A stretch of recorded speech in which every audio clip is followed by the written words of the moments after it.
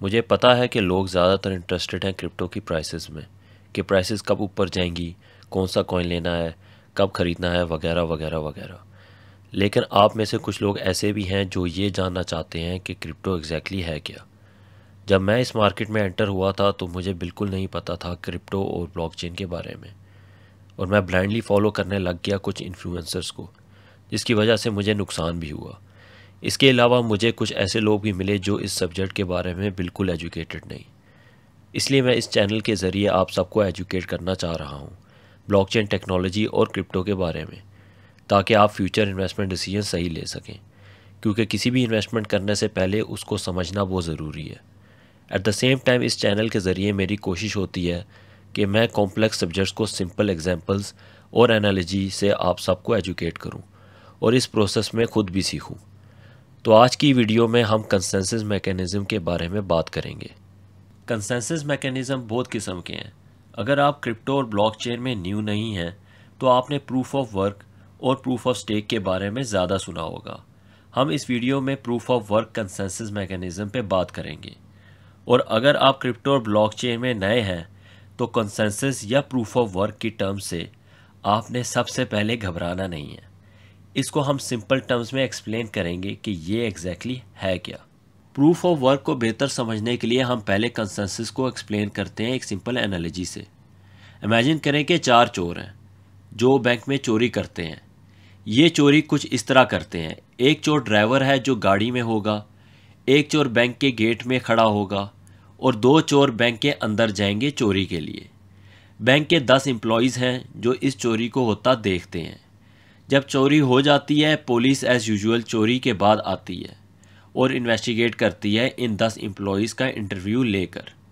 इन 10 employees में से 3 employees कहते हैं कि सिर्फ 2 चोर थे, एक एम्प्लॉय कहता है 3 चोर थे, और बाकी 6 एम्प्लॉयज़ कहते हैं कि 4 चोर थे।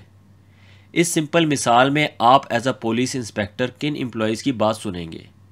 जनरली आप इन 6 एम्प्लॉयज़ की बात को ज़्यादा वज़न देंगे, क्योंकि मोर देन 51% एम्प्लॉयज़ अग्री कर रहे हैं कि 4 चोर थे। तो यहाँ आपने कंसेंसस डेवलप की, यानी इत्तेफाक राय ली 10 एम्प्लॉयज़ से एक इवेंट के बारे में। तो बेसिकली इसको कहते हैं कंसेंसस या इत्तेफाक राय। इसको दूसरे लफ्ज़ों में आप कह सकते हैं कि सब लोग या मेजॉरिटी किसी एक डिसीजन या एक पेज पे आ जाएं। कंसेंसस पे मैंने एक और वीडियो बनाई है जिसका नाम कंसेंसस बैजेंटीन जनरल प्रॉब्लम है, इसको ज़रूर देखें। तो अब बात करते हैं consensus mechanism proof of work क्या है।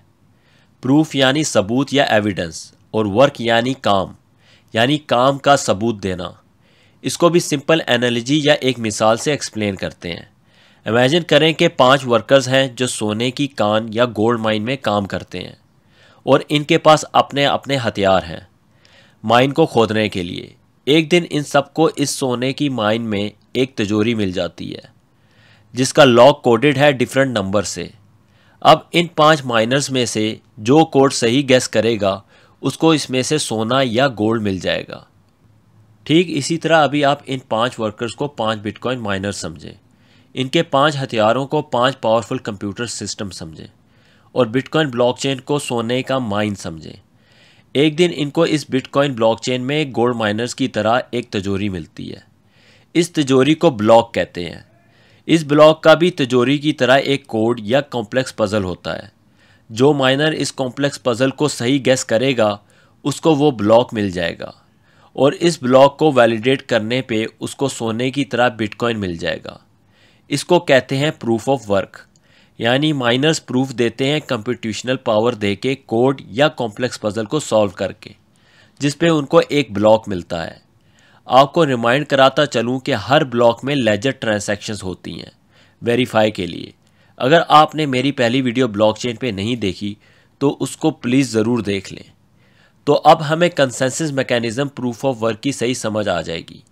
जब इस एक माइनर को कॉम्प्लेक्स पज़ल सॉल्व करने पे एक ब्लॉक मिलता है, ये माइनर इस ब्लॉक को ब्रॉडकास्ट करता है पूरे नेटवर्क में, जहां बाकी सब माइनर्स वेरीफाई करते हैं कंसेंसस या इत्तेफाक के राय करके। ये ब्लॉक 51% कंसेंसस वोट से वेरीफाई या वैलिडेट हो जाता है नेटवर्क पे, और फिर ये नया ब्लॉक चेंड हो जाता है पिछले ब्लॉक से। इसको कहते हैं consensus mechanism, proof of work. आज के दौर में ये कंसेंसस मैकेनिज्म बिटकॉइन और इथेरियम नेटवर्क यूज़ कर रहे हैं, जिसका सबसे बड़ा फ़ायदा डिसेंट्रलाइजेशन है, जो नेटवर्क पूरी दुनिया में फैला हुआ है माइनर्स की हेल्प से।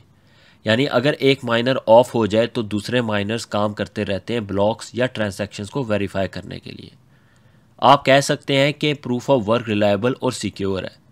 यानी इस सिस्टम को अटैक करने के लिए आपको 51% माइनिंग कंट्रोल करनी पड़ेगी, जिसको करना मुश्किल है क्योंकि इसमें बिलियंस ऑफ डॉलर्स की इन्वेस्टमेंट्स चाहिए नेटवर्क को अटैक करने के लिए। और आखिर में बताता चलूँ कि प्रूफ ऑफ वर्क माइनिंग के लिए आपको महंगे और पावरफुल कंप्यूटर सिस्टम लगाने पड़ते हैं ताकि आपका सिस्टम कॉम्प्लेक्स पजल सॉल्व कर सके, जिसकी वजह से इलेक्ट्रिसिटी या बिजली का बहुत ज़्यादा इस्तेमाल होता है। यानी ये मैकेनिज़्म एक्सपेंसिव है ट्रांजैक्शंस को वेरीफाई करने के लिए। इसके अलावा क्योंकि क्रिप्टो मार्केट की ट्रांजैक्शंस इंक्रीज़ होती जा रही हैं, जिसकी वजह से proof of work network slow होता जा रहा है, क्योंकि एक ब्लॉक को माइन होने में 10 मिनट्स लगते हैं। यानी ट्रांजैक्शंस बढ़ने से इसकी स्केलेबिलिटी का इश्यू भी है। इसके मुकाबले में दूसरे कंसेंसस मैकेनिज़्म भी हैं, जिसमें सबसे मशहूर प्रूफ ऑफ स्टेक है, जिसको पावरफुल कंप्यूटर सिस्टम्स या ज़्यादा बिजली की ज़रूरत नहीं। इसको आने वाली वीडियो में हम कवर करेंगे। अगर अभी तक आपने मेरे चैनल को सब्सक्राइब नहीं किया तो प्लीज़ इसको सब्सक्राइब कर लें और बेल नोटिफिकेशन को भी दबा दें ताकि आपको न्यू वीडियोस की अपडेट मिलती रहे। सून मैं अपनी video proof of stake upload करूँगा, उसको ज़रूर देखिएगा। Thank you for watching and see you soon.